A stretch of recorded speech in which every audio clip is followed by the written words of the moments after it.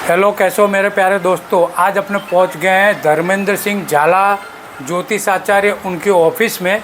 आज अपने डिस्कस करेंगे जो अभी के समय में बहुत ही दिक्कत है नौयुवानों के लिए, जो सब लड़ते झगड़ते हैं और डिवोर्स की बात चलती है, छूटा छेड़ा की बात चलती है और तलाक की बात चलती है।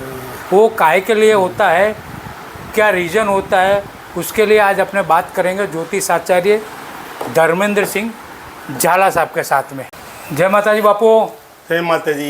केम छो? मजाમાં ना? बस आनंद आनंद आनंद मंगल एकदम। हर हर महादेव। हर हर महादेव।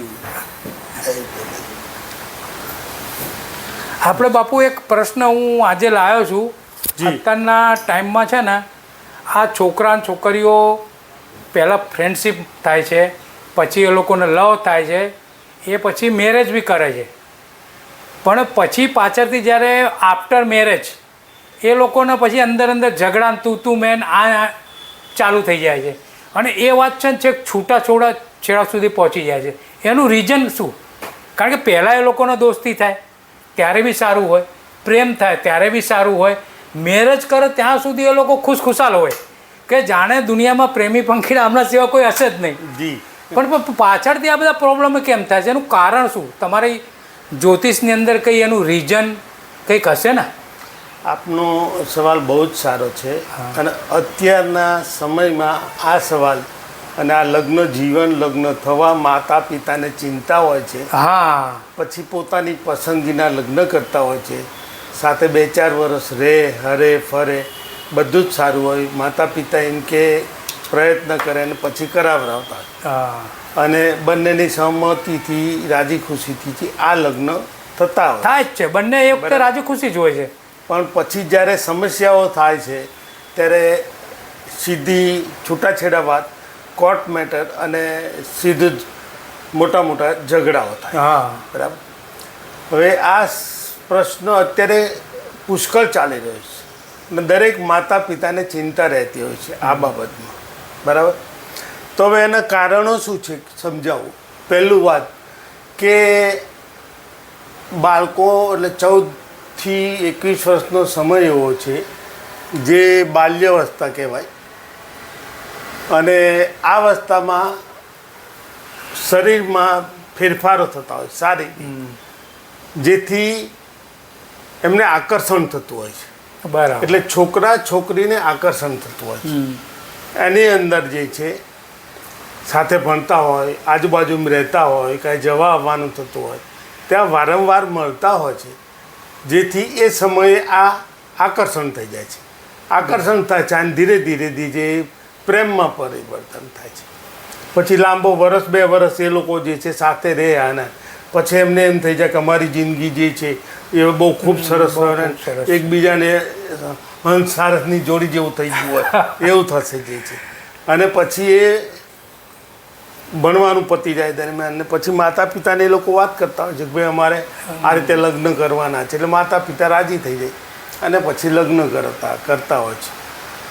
પરંતુ જ્યારે એકબીજા સાથે પ્રેમ વસ્તુ જુદી છે, મિત્રતા વસ્તુ જુદી છે અને લગ્ન વસ્તુ જુદી છે। જ્યારે એકબીજા સાથે રહેવાનું થાય ત્યારે એકબીજાના પ્રશ્નો, પછી નોકરી, આવક, ધંધો, એકબીજાનું આ બધું જોતા હોય છે, જે સેટ ના થતું હોય। અચ્છા, એટલે પહેલા તો શું બધી પ્રેમની જ વાતો હોય, પ્રેમની વાતો એ જો કે હરવું ફરવું જોડે ને હસી મજાક ને ખાવું પીવું, પછી એકચ્યુઅલમાં જે એમની લાઈફ છે એમ આફ્ટર મેરેજ પછી જ ખબર પડે છે। ખબર પડે કે ભાઈ સંસાર કેવો છે, કેવી રીતે ચાલે છે, નોકરી કરવા જવી, ધંધો કરવા જવો, ઘરનું કામ સંભાળવું, માતા પિતાને સંભાળવાના, સાસુ સસરાને સંભાળવાના, આ બધું હોય। એટલે આની અંદર મોટા પ્રોબ્લેમ ઊભા થાય ધીરે ધીરે પછી બે વચ્ચે ઘર્ષણ થતું હોય છે અને ઘર્ષણ થતું હોય છે પછી એમને કોઈ સમજાવવાવાળા મીડિયેટર નથી હોતા। અચ્છા, બરાબર। કે પછી એ લોકો આમ એટલું બધું આમ એકબીજાને ઈગો ઉપર આવી જાય છે ને કે તું કહું એ જ સાચું, પેલું કે હું કહું એ જ સાચું। અને આ વસ્તુ પહેલાં જ્યારે પ્રેમ અને ફ્રેન્ડશિપમાં હોય ત્યારે નહીં હોતી, આ આફ્ટર મેરેજ પછી જ આ બધું પ્રશ્નો ઊભા થાય છે। બે ભણેલા માણસોને બને નહીં, એક ઓછું ભણેલો હોય અને ભણેલો હોય તો એ ગાડું સારું ચાલે। જે કહેતા નથી એક ટ્રેક્ટરનું પડ્યું ને એક મોટરસાઇકલનું પડ્યું ચાલે નહીં, એ રીતે આવી ઘટના બને। એટલે બંને પૈડ જ્યારે બુદ્ધિશાળી અને એક સામાન્ય હોય પછી જતું કરવાની ભાવના અને એવું બધું હોય ત્યારે એ લગ્ન જીવન ટકી રહે છે. બંને ભણેલા હોય એટલે ઈગોમાં હોય, પોતાનું જ્ઞાન વધારે હોય, જેના લીધે એકબીજા અરસપરસ ખૂબ જ ઘર્ષણ થાય છે. હું સાચો અને નીચા નમવાનો પ્રયત્ન નથી કરતા અને છેલ્લે સ્વરૂપમાં ઝઘડા થાય ને પછી કે નથી પાતું અને છૂટાછેડા ઉપર વાતચીત આવી જાય. તો આના માટે કોઈ આમ બે જણાના કુંડળી, ભલે હું કહું છું ફ્રેન્ડશિપ હોય, એમને દોસ્તી થઈ હોય, લવ થયો, પણ આ લગ્ન કરતાં પહેલાં કુંડળી બાપુ મલાવી જરૂરી છે કે ના ફ્રેન્ડશિપ છે એટલે સારું જશે? નાના, આપનો સવાલ એકદમ સાચો છે. પહેલાં આપણે મેળાપ કરતા હતા, મેળાપ કરીને લગ્ન કરતા હતા. હવે જ્યારે આવો પ્રસંગ બને કે ભાઈ આ છોકરાને આ છોકરી સાથે પ્રેમ છે, મિત્રતાથી, તો તે વખતે બંને માતા પિતાને કહી અને જે છે કુંડળી મેળવવી જોઈએ એકબીજાને. અને કુંડળી મેળવીને મળતી હોય તો પરફેક્ટ છે, ના મળતી હોય તો એમાં જે દોષ હોય એનું નિવારણ કરવું પડે. બરાબર. દાખલા કે કુંડળીમાં દ્વિભાર્ય યોગ એટલે બે લગ્નના યોગ, ક્રૂર ગ્રહ કહેવાય, ખોટું બોલવું ખોટું. એટલે આ બ્રાહ્મણ અને જેને કહેવાય ને એક જે ચોર, એ બેને બને ને એવી ઘટના બને. એટલે આવા બેને જ્યારે લગ્ન હોય ત્યારે એકબીજાને મળે જ નહીં. કુંડળી સ્વભાવ ના મળે, નેચર ના મળે અને જેના લીધે ભલે 30 ગુણાંક આવતો હોય તોય છૂટાછેડા થાય. પણ એમને અમે માર્ગદર્શન આપીએ કે ભાઈ આ ગ્રહો તમારા ખરાબ છે, એના મંત્ર કરો, નંગ પહેરો, વાર કરો અને જતું કરવાની ભાવના રાખો, તો એ લોકોને ઝઘડા થાય પણ પાછો સમજોતા થઈ જાય.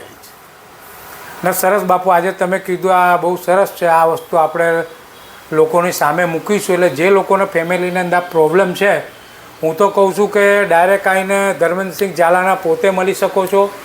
એમનું એડ્રેસ મેં બતાવેલું જ છે યુટ્યુબમાં, અથવા તો તમે મારા થ્રુ એમનું એડ્રેસ માંગી શકો છો, નંબર માંગી શકો. એકદમ નિઃશુલ્ક ભાવે, એકદમ ઓછા ખર્ચે તમને તમારું જો જીવન સુધરતું હશે તો ઝાલા બાપુ તમને બધાને સલાહ આપશે. અને હું તો માનું છું કે એક વખત કોઈ બી પ્રોબ્લેમ હોય ફેમિલી તો અવશ્ય મળવું જોઈએ. શું કહ્યું બાપુ? ના, ચોક્કસ આપની વાત બહુ જ સાચી છે. અને આપ જે વાત કરી એ વાત માતા પિતા અને કુટુંબના જે છે એના ભલા માટેની વાત છે અને સારી વાત છે. અને મારે ત્યાં તો બધા જ બતાવતા હતા. તો આપના ચેનલ થ્રુ કહું છું કે હું જે માર્ગદર્શન આપીશ સાચું આપીશ અને તમારું લગ્ન જીવન સારી રીતથી, સરળ રીતથી થશે અને ચાલશે. માતા પિતા સુખી, તમે સુખી અને તમારો સંસારે સુખી છે. એટલે આ તમે પ્રશ્ન લાવ્યો છે ખૂબ સારો છે અને બધાએ જન્માક્ષર જોવરાવવા જોઈએ. સરસ. અને માર્ગદર્શન. જય માતાજી.